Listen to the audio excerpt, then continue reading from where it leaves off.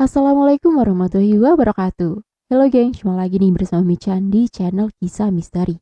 Pada kesempatan kali ini Michan akan menceritakan cerita yang berjudul Kisah Dewi Sang Arwah Penasaran. Dan cerita ini ditulis oleh Bang Esot geng. Jika kalian ingin membacanya secara langsung, bisa banget kok kunjungi page beliau ya. Nanti link akan Michan sediakan di kolom deskripsi. Oke, daripada lama-lama langsung saja ya, kita masuk ke ceritanya. Kisah Dewi, Sang Arwah Penasaran. Aku terhentak dengan posisi tidurku yang tidak menarik, selimut yang hanya menutupi tumit, guling yang tertindih tengkuk belakang, dan rambut yang sudah seperti benang layangan kusut.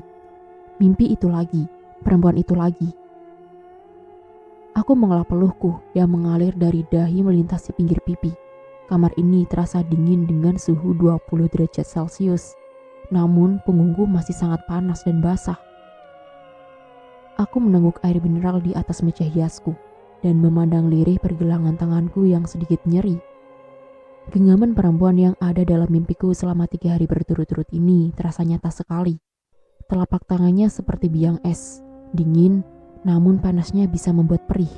Seperti itulah kira-kira rasanya. Aku kembali duduk dan bersandar pada ujung ranjangku yang empuk, dan kembali menarik selimut. Melemparkan pandangan ke arah jam dinding bermotif polkadot yang jarumnya berdetik ke arah angka 0314. Aku selalu terbangun di jam ini. Mungkin ini juga cara Allah ingin berkomunikasi denganku di seperempat malam.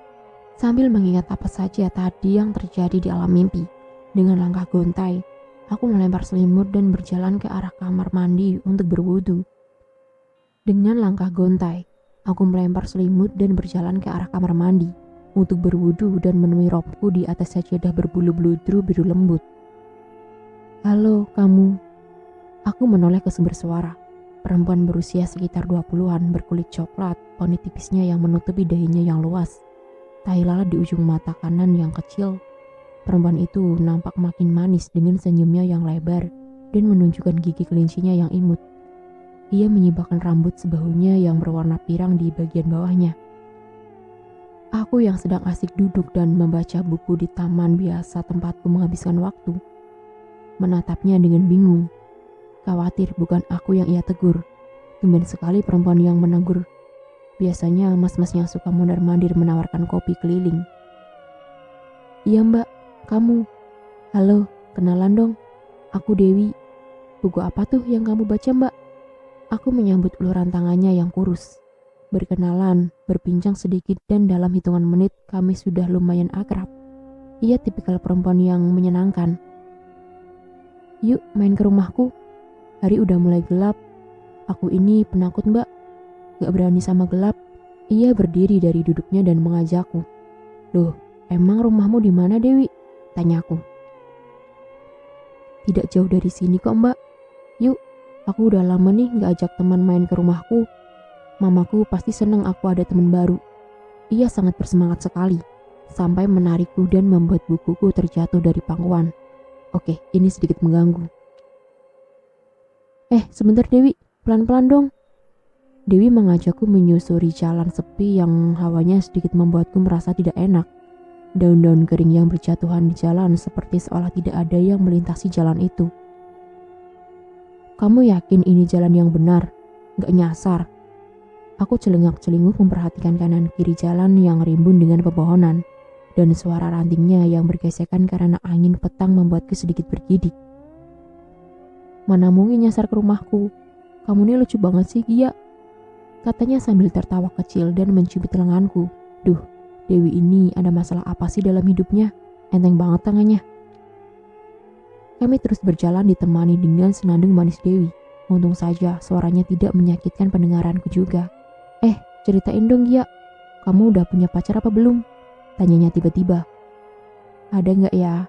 Jawabku sambil menggodanya, membuat ia penasaran. Oke, biar aku tebak ya. Pasti belum. Karena kalau sudah, gak mungkin kamu duduk merana di kursi taman sendirian, sambil baca buku kayak orang aneh yang asik sama dunia sendiri. Dewi terbahak-bahak melihat perubahan ekspresi wajahku yang tertawa masam. Salah, aku udah punya pacar, tapi saat ini dia sedang bekerja beda pulau. Jadi beginilah korban hubungan jarak jauh. Aku tersenyum getir. Dewi tiba-tiba terdiam lama. Ia langsung menatapku lekat tanpa guratan senyum sedikit pun, dan melangkah lebih cepat dari sebelumnya. "Kenapa, Dew?" Aku pikir tidak ada yang salah dengan kata-kataku. "Gak apa," ia mengerut. Kemudian ia menghentikan langkahnya ke sebuah rumah mungil berpagar putih dan membuka kuncinya. "Ayo masuk, Gia. Ini rumahku. Biasanya ibuku jam segini sedang di dapur, memanggang kue pesanan pelanggannya." "Kamu bisa mencium bau mentega itu kan dari depan sini?" Ia kembali menjadi Dewi yang bersemangat dan menarik kembali lenganku yang rapuh ini kuat-kuat hingga masuk ke dalam rumahnya. Aku duduk di sofa merah yang bantalnya sudah lapuk dan turun karena sering diduduki. Ruang tamunya sangat unik dan mataku tertuju pada sebuah piano tua yang sudah termakan usia, namun sangat indah dan masih bisa digunakan. Seolah tahu apa yang aku pikirkan, Dewi menghampiri piano itu, kemudian mulai menjentikan jarinya ke tombol-tombol putih hitam di atasnya. "Aku suka mainan ini, piano peninggalan nenekku. Aku belum cerita ya, aku ini penyanyi. Mau dengar aku nyanyi sambil main piano?" Aku belum sempat menjawab pertanyaannya, ia sudah dengan lincah menghampiri piano tersebut dan bernyanyi dengan suara yang indah. Sumpah, suaranya membuat bulu kuduku meremang. Tidak, ini bukan bulu kuduk seperti saat aku menyentuh getaran hantu atau penampakan. Tapi ini bulu kuduk yang sama jika aku menonton acara kompetisi bernyanyi di layar TV. "Terima kasih, kamu jangan terlalu terpana gitu dong ke aku. Aku tahu suara aku bagus. Kamu indigo ya?" Bisa-bisanya dari tadi mencerocos terus tentang apa yang lagi aku pikirkan, sautku sedikit sebal. "Yang indigo itu kamu, Gia, gimana sih?" Suaranya tiba-tiba memudar dan berganti dengan suara dentuman yang lumayan memekakan telinga dari arah belakang. "Apa itu?" tanyaku kaget setengah mati. "Ibuku itu pasti jatuhin piring lagi. Biasa deh, bentar ya Gia, aku ke belakang dulu. Sekalian bawain kamu minum." Ia berlari kecil ke arah belakang rumahnya yang terhalang lorong kecil, melewati beberapa ruangan hingga tidak terlihat lagi. Selagi menunggu Dewi datang, aku memperhatikan sekitarku. Aku menyukai segala sesuatu yang ada di ruangan ini. Dengan gaya klasik, keluarga Dewi pasti punya selera bagus dalam penataan barang-barang antik. Rumah mungil seperti ini disulap dengan seminimalis mungkin dan bisa terlihat luas. Aku berkeliling memandangi beberapa bingkai foto yang terpajang di temboknya yang dicat kuning pastel. Ada satu bingkai foto indah paling besar dengan hiasan terbuat dari kayu yang diukur di pinggirannya. Foto keluarga lengkap. Ini pasti ibunya. Memakai konde dengan kebaya merah cerah sewarna dengan bibirnya. Rambut disanggul indah ke atas. Ternyata Dewi mewarisi mata ibunya yang kecil, yang ketika tersenyum hanya seperti segaris saja. Yang gagah ini pasti ayahnya. Kumis mentereng dengan alis mata lebat, yang juga diwarisi ke Dewi. Memakai setelan jas abu-abu tua yang terlihat sedikit kebesaran di bagian lengannya. Dan di tengah-tengahnya ada Dewi. Terlihat lebih gemuk di foto ini daripada aslinya. Oh, ia anak satu-satunya di keluarga ini. Ia menggunakan gaun yang senada dengan ibunya. Senyumnya yang berapi-api itu sepertinya memang sudah bawaan dari lahir.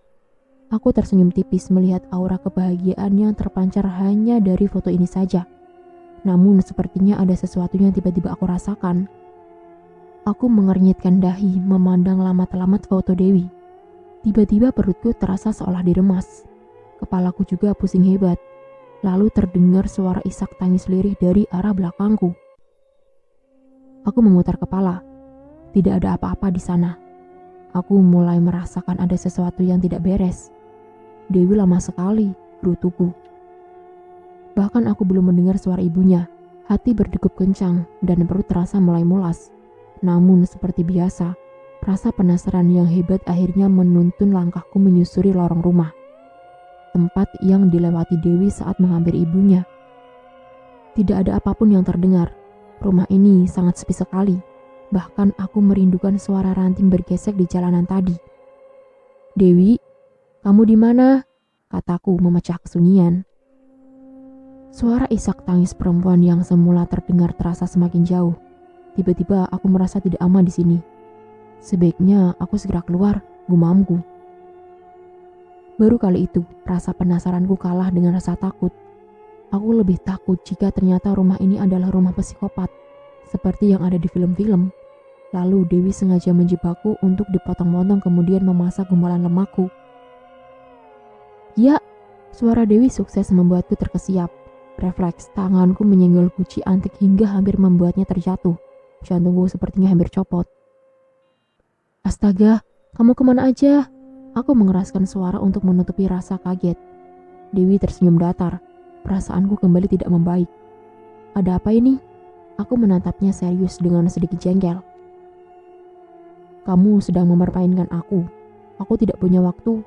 Aku mau pulang. Permisi, kataku kepada Dewi setengah berteriak.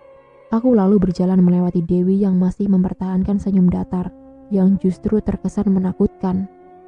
Ia sama sekali tidak menahanku berlalu. Ya, aku butuh bantuan, ujar Dewi tiba-tiba saat aku sudah berada di ujung pintu keluar. Suaranya sangat pelan. Aku menoleh ke belakang. Dewi tampak masih bertahan di posisinya dengan senyum yang, sudahlah. Hentikan senyum menyebalkan itu kalau kamu mau aku bantu, kataku kepadanya. Ternyata permintaanku salah. Dewi mengerut.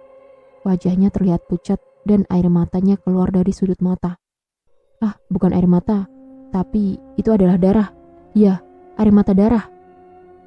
Aku merasakan ketenangan ketika sudah menunaikan kewajibanku, mengirimkan doa dengan khusyuk untuk Dewi. Aku melipat mukena, lalu naik kembali ke atas kasur membaca buku hingga menunggu azan subuh. Wajah Dewi terngiang-ngiang di kepalaku. Mimpi yang sangat terasa nyata hingga aku bisa terperdaya olehnya. Dan lenganku yang membiru karena cubitannya masih samar membekas, pun pergelangan tanganku. Padahal aku pikir-pikir bisa bersahabat baik dengannya. Nasibku memang rada tidak bagus, gak sudah berurusan dengan makhluk halus. Permintaannya menurutku tidak masuk akal. Aku yakin, setelah hari ketiga ini ia mengunjungi mimpiku, pasti dia tidak akan mengulanginya lagi. Dan aku berharap ia tidak meminta bantuan konyol seperti itu lagi. Aku terkadang sedikit menyesal memiliki kelebihan seperti ini. Namun lucunya, terkadang aku tidak bisa membedakan mana hal yang sedang dibodohi oleh jin dan mana hal yang merupakan sebuah kenyataan atau petunjuk. Mataku menatap barisan kata di atas kertas dari buku yang sedang aku baca. Namun pikiranku tidak tertuju ke sana. Dewi membayangiku terus-terusan. Mulai dari senyumnya, tawanya, hingga wajah pucatnya. Entah karena rasa bersalahkah aku tidak bisa membantunya atau malah rasa kesal karena terus-menerus dihantui. Ditambah lagi wajah laki-laki bermata teduh itu masih sangat lekat di ingatanku. Pernahkah kamu merasa penyesalan dalam hidup ketika kamu tidak bisa melakukan apapun kecuali berharap waktu diputar kembali? Dewi dan aku kini duduk di sofa depan tadi, namun tidak dengan suasana seperti semula tadi. Tentunya setelah aku tahu dia bukan manusia. Untungnya, dia berbicara denganku tanpa air mata atau darahnya tadi setelah aku mengomelinya untuk segera menyekanya dan menampakkan wajah termanisnya saat masih hidup jika ia ingin aku bantu. Semua orang mengalaminya, dan apapun di dunia ini tidak ada yang tidak mungkin dilakukan, kecuali memutar 1 detik ke belakang. Jawabanku membuat Dewi terdiam dengan tatapan kosong sambil meremas kalut lututnya. Aku ingin hidup kembali, ya. Bisa bantu aku. Aku menganga, kemudian memutar bola mataku. Sudahlah, Dew. Aku mau pulang. Ini antara aku yang sudah gila atau ada makhluk halus yang gila sepertimu. Aku berdiri dari sofa dan lagi-lagi Dewi menarik lenganku kencang dan dingin. Aku melepasnya dengan tidak sopan. Jangan sentuh, cukup. Oke, aku duduk lagi. Peraturan pertama. Kamu cukup bercerita tanpa menyentuh atau menarikku tidak karuan, atau aku pulang bahkan mengusirmu. Mengusir hantu sudah jadi kemampuanku. Peraturan kedua, kamu tolong bicara lebih rasional walaupun kamu makhluk yang tidak rasional, dan aku akan menentukan aku bisa membantumu atau tidak. Ketika aku sanggup, aku akan membantumu. Kalau tidak, jangan ganggu aku lagi, mengerti? Sekarang jelaskan kenapa kamu minta dihidupkan kembali. 1. Aku bukan Tuhan. Menghidupkan orang meninggal bukan kemampuan manusia. Itu sangat jauh di luar batas. jika aku bisa, aku akan menghidupkan kembali papaku. Aku menegaskan setiap kalimat yang aku ucapkan dan tersendat di bagian akhirnya. Dewi mengangguk ragu. Aku mencintai seseorang, namanya Hanif. Ada sedikit jeda di sana. Dewi seperti menahan kesedihan mendalam. Aku meninggal 8 tahun yang lalu. Aku diperkosa dan dibunuh dengan sadis. Kamu bisa cek kronologinya di koran sekitar 8 tahun lalu. Aku tidak sanggup menceritakan dan menunjukkannya kepadamu. Aku merasakan energi traumatis dan kematiannya yang tidak wajar, mengalir dan ikut menyesakkan dadaku. Hanif adalah anak seorang kiai yang punya pesantren di daerah Kediri. Ia punya mata yang teduh dan kalimat yang selalu menenangkanku. Hanya satu hal yang buat aku sebel dengannya. Ia selalu menyuruhku untuk menutup aurat, berhijab. Aku tidak suka ia berbicara seperti melihatku dengan aurat kemana-mana. Seolah-olah aku ini perempuan murahan saja. Padahal kemana-mana juga aku selalu pakai baju panjang seperti ini. Tapi ia selalu mengajariku hal-hal baik, bahkan mengaji. Ia selalu mengajakku ke masjid kecil berkubah perak di halaman pesantren ayahnya untuk mempertemukan aku dengan perempuan-perempuan berhijab yang mengajinya lebih pandai dariku. Hanif bilang suaraku bagus saat menyanyi. Pasti lebih bagus jika dipakai mengaji. Tapi aku masih harus banyak belajar, dan aku berpikir Hanif tidak mungkin suka denganku yang seperti ini dibandingkan dengan perempuan-perempuan berhijab menjulur panjang dengan senyum merekanya itu. Aku masih terdiam, menunggu Dewi melanjutkan ceritanya. Sebenarnya aku sangat haus, tapi tidak mungkin aku minum sesuatu yang dibawa oleh hantu. Sampai akhirnya, hidupku harus berakhir dengan tragis. Dan bertahun-tahun ini, aku tidak bisa beranjak dari pohon rambutan di depan masjid yang biasa didatangi Hanif. Tapi sayangnya, tempatku biasanya memperhatikan Hanif keluar masuk setiap hari ke masjid itu ditebang manusia-manusia penakut yang merasa terganggu dengan kehadiranku. Sial, mereka menyebutku dengan kuntilanak. Ngomong-ngomong, hantu yang mendiami pohon itu memang kuntilanak, kataku. Tidak, mereka lebih jelek, bau, dan menyeramkan. Baju putihnya kebesaran dan rambut panjang sasak andalannya itu. Aku tentu jauh lebih bagus dari mereka, timpal Dewi merengut. Iya, terserah aja, lanjut, jawabku singkat. Dewi menyilangkan lengannya di dada, tampak raut wajahnya sangat kesal. Aku bukan kuntilanak, tapi pohon rambutan itu memang adem, tuturnya. Dewi lalu bercerita bahwa sekarang ia punya jarak yang lumayan jauh dari Hanif. Ia tidak bisa mendekati Hanif, bahkan jarak 5 meter saja sudah membuatnya mau muntah. Kendati demikian, ia suka dengan perubahan Hanif dari tahun ke tahun. Menurutnya, ia semakin terlihat dewasa. Dewi juga bercerita bahwa belakangan ini ia melihat Hanif datang ke masjid tidak sendirian. Terkadang ia menggendong anak laki-laki bertubuh mungil dengan jalan yang masih terseok-seok. Wajah anak itu manis, persis Hanif versi kecil. Tapi anak itu menyebalkan. Ia selalu menangis hebat kalau melihatku dari kejauhan. Padahal aku sudah melempar senyum seramah mungkin. Dan gara-gara itu, Hanif memutar ke jalan lain yang tidak bisa aku hampiri. Jelas Dewi. Dewi mulai terisak. Suaranya lirih dan terdengar menyeramkan. Aku sadar, sekarang aku bukan manusia lagi, Gia.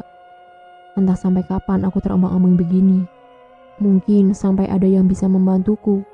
Dan sepertinya aku sedikit berharap kamu bisa, lanjutnya. Sejujurnya aku sedikit geli mendengar cerita Dewi. Aku ingin tertawa, tapi sedih juga. Ingin sedih, tapi lucu juga. Jadi kamu mau aku bantu apa? Kataku kemudian setelah berhasil menahan rasa ingin tertawa. Tangisan Dewi yang semakin lirih berhasil membuatku sedikit prihatin. Tolong temui Hanif, sampaikan kepadanya bahwa aku sayang sekali sama dia. Hanif adalah satu-satunya lelaki yang ada di hatiku, setelah ayahku tentunya, tutur Dewi. Ia menghentikan percakapannya sebentar. Ia laki-laki yang bisa menyentuh hatiku, dan aku ingin meminta maaf karena tidak sempat pamit sebelum pergi. Aku ingin sekali dia tahu kalau selama 8 tahun ini aku masih menghampiri dia, lanjutnya. Dan ucapkan juga terima kasih untuk dia. Kuburku akan terasa lapang sekali karena setiap hari aku mendengar doa dari ibu, ayah, dan juga dari dia. Dewi mengungkapkan pada malam tertentu Hanif mengumpulkan teman-teman beserta ayahnya untuk mengirimkan doa khusus untuknya. Doa-doa itulah yang selalu menyejukkannya. Dan, satu lagi, sampaikan juga bahwa aku tidak enak hati beberapa tahun lalu melihat dia mencium kening seorang perempuan bercadar dan gaun putih berkilap-kilap norak di depan kerumunan orang-orang yang berteriak kencang. Aku kesal, katanya kemudian dengan sedikit agak kesal. Aku mengembaskan punggung ke sofa, lalu membuang nafas panjang. Dengan hati-hati, aku berusaha menjelaskan kepada Dewi bahwa Hanif sudah menikah dan memiliki anak. Aku pun menjelaskan. Sulit menjelaskan kepada Hanif ketika tiba-tiba datang dan menyampaikan salam cinta dari kuntilanak. "Iya, jaga mulutmu, aku sakit hati mendengarnya," jawab Dewi. Tangisannya semakin kencang. "Iya, baiklah, aku akan menyampaikan salam cinta dari bidadari pohon rambutan. Tolong berhenti menangis seperti kebiasaan kuntilanak," jawabku sedikit mengodanya. Kuntilanak itu ketawa, catat, timpal Dewi singkat. Aku tidak bisa menahan tawa mendengarnya. Tingkahnya yang polos membuatku semakin terpingkal-pingkal. Terbesit rasa haru dan mengandaikan jika ia memang masih hidup, tentu ia bisa jadi teman yang menghibur hari-hariku dengan kepolosannya. Namun, aku melihat kembali wajah menyeramkan Dewi yang tiba-tiba muncul. Ia seperti wajah jenazah yang baru meninggal, pucat dan bibir membiru. Aku cukup tahu bahwa itu menandakan Dewi tidak suka dengan caraku menanggapinya. Aku menghentikan tawaku dan menatap penuh ancaman ke arahnya agar tidak menampakkan wajah menyeramkannya. Kali ini aku serius. Ini giliranku yang berbicara. Aku memintanya untuk mendengarkanku baik-baik. "Dew, apa nggak ada orang lain yang bisa kamu mintai tolong daerah-daerah sana? Jarak rumahku ke Kediri itu bisa sampai 10 jam naik kereta. Tapi mungkin bisa sih asal kamu kasih tahu alamat lengkap masjid dan pesantren itu. Satu lagi, jangan sekali-kali kamu mencoba membodohi aku seperti hantu-hantu lain," kataku serius. Dewi mengangkat bahunya. Masjid dan pesantren itu bercat warna hijau. Di gapura terdapat lambang seperti pedang kecil. "Pokoknya di daerah Kediri, dekat rumahku. Maaf, aku tidak bisa mengingat alamat lengkapnya," jelas Dewi. Aku menepuk jidatku pelan, lalu mengusap wajahku dengan perasaan gusar. "Maaf Dewi, sepertinya aku tidak bisa membantumu. Aku bahkan tidak yakin ini nyata. Aku sepertinya harus segera pergi dari sini," kataku kepadanya. Dewi menatapku dengan tatapan sedih dan kecewa. Ia lalu mengungkapkan bahwa aku adalah orang ketiga yang menolak permintaannya. "Aku berharap banyak darimu. Tolong aku. Aku tidak tahu harus kemana lagi. Aku ingin tenang dan tidak seperti ini. Aku sayang Hanif," katanya memelas. Aku tahu Dewi tengah berusaha membujukku. Aku juga tahu bahwa dia sangat ingin berbicara banyak hal kepada Hanif. Ia lalu berandai apabila dirinya bisa hidup kembali. Tidak dalam waktu yang lama, bahkan 1 jam saja menurutnya sudah cukup untuk kemudian mati lagi yang kedua kalinya. Dewi terisak-isak, aku tidak tega menyaksikannya seperti itu. Sampai pada akhirnya mataku pun ikut berlinang. Aku ingin sekali menyentuhnya, mengusap punggungnya dan memberikan dukungan.